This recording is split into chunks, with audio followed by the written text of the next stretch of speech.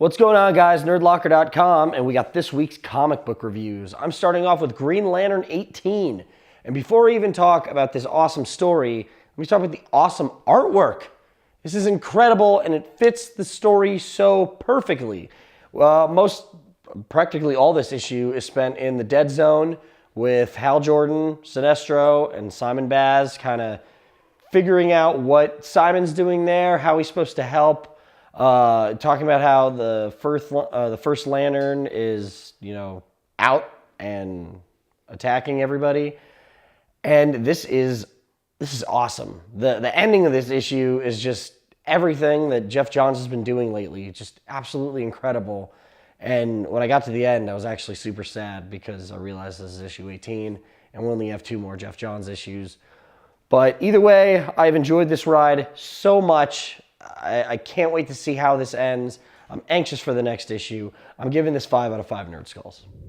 So we've been waiting for a couple weeks now with all the teases that we've been getting lately from Marvel, and Age of Ultron has finally arrived this week with book 1, and it is fantastic. Let me just start out by saying that it was not a letdown in any way. Brian Michael Bendis brought it again. Brian Hitch is always fantastic in books like this, especially Ultimate books, but he really did it in this series, and I'm really looking forward to where this is going to go. The story is spanning across 2 different timelines, one post Ultron Crisis, and then one pre-Crisis, and we're going to find out how that all goes down. But it definitely looks scary, and it looks like, honestly, like one of the Marvel books that they take out of continuity because it's so good. But I'm going to give it 5 out of 5 Nerd Skulls because everyone should be reading A of U. Hey there, guys. Cubby here with my comic reviews for this week. I got to read Bedlam number 5, and while I'm not really actually familiar with this book, it kind of is self-explanatory in the beginning. It's a little weird, and you don't understand what's going on if you've never read this before. And I'm still kind of picking up on it. I'm going to probably reread it a couple other times just to get a little more grip on it. But it's essentially this man who's been evil, and he is kind of trained by these people to not be evil on instinct and just do bad things. He kind of realizes that he needs to stop himself because he can do evil things. It's really interesting to see that part of it, and there's a bunch of backstory that kind of helps explain certain things, and it gets a little crazy and loopy. And I know that there was a giant reveal at the end of it, and I was kind of like, oh, I need to go back and read this, which luckily I can, and I'm gonna highly recommend that you do too. The artwork is actually really crazy. It's a little dirtier and a little crazier and hatchier than I normally like, but it works for this book. It has some cool black and white scenes. It's black, white, and red, and then the regular color scenes are actually really vivid and cool. So I'm gonna give it this 4 out of 5 Nerd Skulls, and I highly recommend this book to anyone who likes just weird stuff. Next up, I got Detective Comics 18, and don't let this cover fool you. It does deal with the death of Damian, and it takes place after Batman Inc., but it's really not heavy on that. I mean, I thought this issue was going to be basically about that, and it wasn't. Still really good, though. A lot of fun. We got the Penguin and Emperor Penguin kind of fighting for control of the city, which I think is a really cool dynamic they added. Also, they have a really, really cool backup story for Zaz, who has always been one of my kind of smaller favorite characters of Batman, but either way, I would definitely pick this up. I'm giving it 4 out of 5 Nerd Skulls. Another Image First comes out this week with Lost Vegas number 1. I didn't know what to expect from this book. I kind of thought that it might be one of those Ocean's 11 titles, but it ended up not being that. It's more of a interplanetary gambling ring that's ran where a guy owes the house too much money and they end up holding him prisoner. It's got some interesting technology though, and the artwork is pretty fantastic. And then in the back issue, or in the back page, they hint at a Scotty Young variant coming out, so that excites me too. So I'm going to give this book 4 out of 5 Nerd Skulls. You should check it out. Lost Vegas number 1. All right, guys, so I got to read Star Wars Dark Times Fire Carrier number 2, and I was a fan of the original Star Wars Dark Times. It was really cool just to see a grittier, darker version of a Star Wars story. And this is pretty much the same.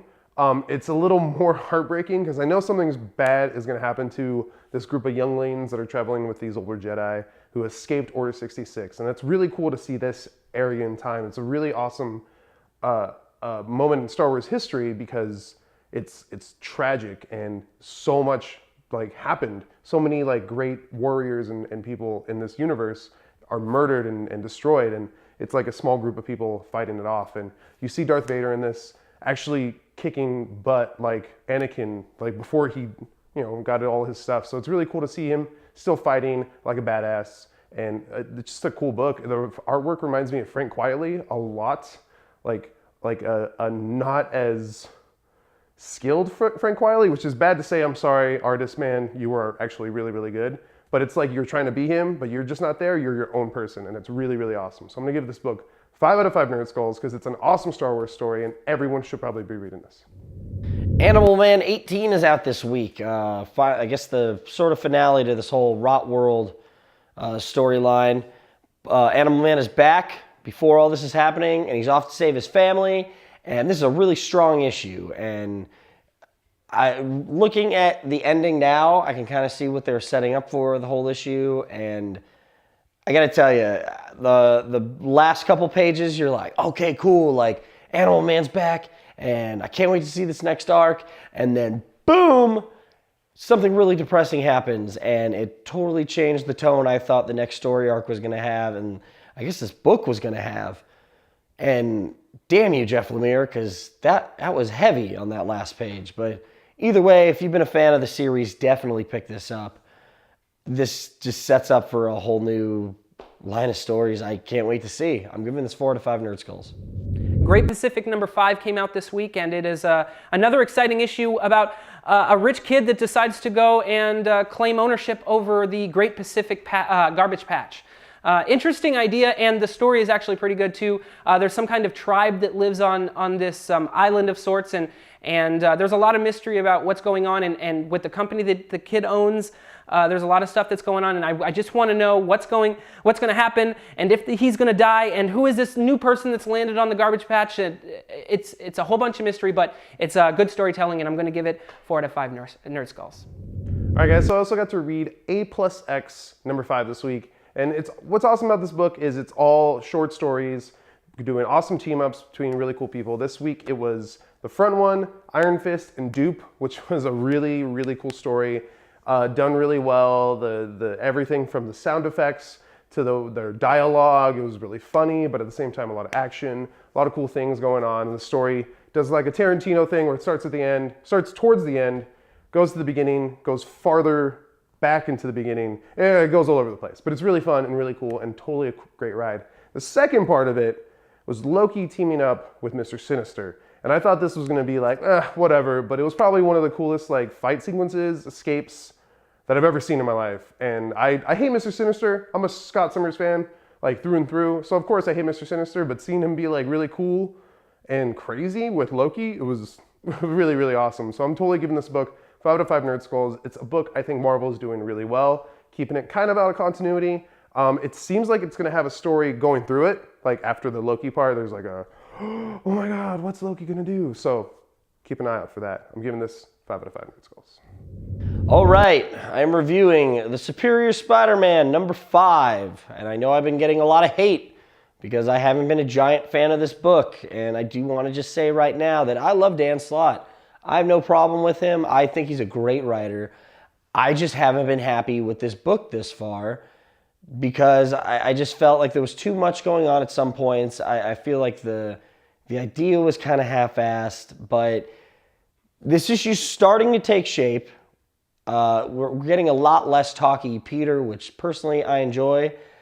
And honestly, by the end of this issue, I was kind of thought this whole thing was like was a big plot line they were going to use when Peter Parker would get his body back. Everything was going to be perfect and everything is going to be awesome.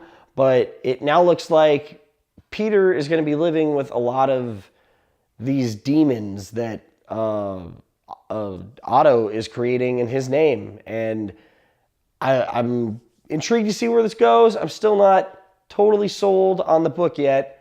But this book was definitely a turning point.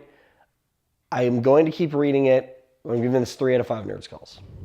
Snapshot number 2 came out this week, and last month I was head over heels in love with this title. Andy Diggle writing and Jock artwork is fantastic. It's a murder mystery at its core, and the Jock artwork is a fantastic team up for that because he just tells a very intriguing story with his artwork. So I'm going to give it 5 out of 5 Nerd Skulls because it's such a fantastic book, and the mystery is just getting further and further along, and it's getting better and better. So check it out, 5 out of 5 Nerd Skulls, Snapshot number 2. All right, guys, so I thought last week that I had read one of the last Watchmen books, and Rorschach came out this week, which was good. It was actually really awesome. It wrapped up his little story thing, which was really bloody and violent, which is awesome because it's Rorschach and he gets beat up, but he also beats up dudes, and there's a tiger. It's cool. It's really awesome. Anyways, the story was really cool. The release timing for it was a little weird for me though, because like I'm already done with the story, as at least in my head. I'm already done. And this kind of like came out and it didn't really match up with the other ending to the Dr. Manhattan story. I don't know, maybe there's another issue coming out that I don't know about, I totally overlooked. But really good story overall. It ends really well. Lee Bermejo artwork is amazing. So I'm giving this 4.5 Nerd Skulls because it's a good book. Got a chance to read Hellboy in Hell number 4. And this book just keeps getting better. I love the tie-ins to the other Mike Mignola series, Witchfinder. It's really cool how you're taking those characters and kind of intertwining them in all of this with... I just love the whole... I've always loved the whole idea of the Hellboy books and the BPRD books.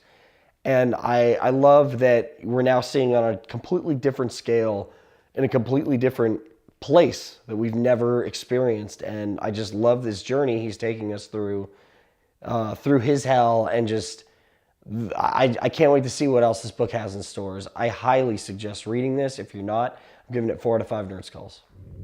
All right, guys. So I read Avengers number 7, and I gotta say, one of my favorite Avengers books in a long while. I think mainly because it's not Brian Michael Bendis. It's Jonathan Hickman doing craziness in his way, which his form of crazy is an awesome form of crazy. I love this book. The White event happens in this book, and it's kind of bringing on this new Universal people, like the story that Warren Ellis created, coming back. It looks awesome. I can't wait because I'm so confused as to how everything's going on, but it looks really, really awesome. The artwork's really, really great too. Everyone actually seems really worried and scared, and they don't know what's going on. The characterizations are really, really good in this book, and I just highly recommend it to everyone. 5 out of 5 Nerd Skulls, because Jay Hickman, you the man.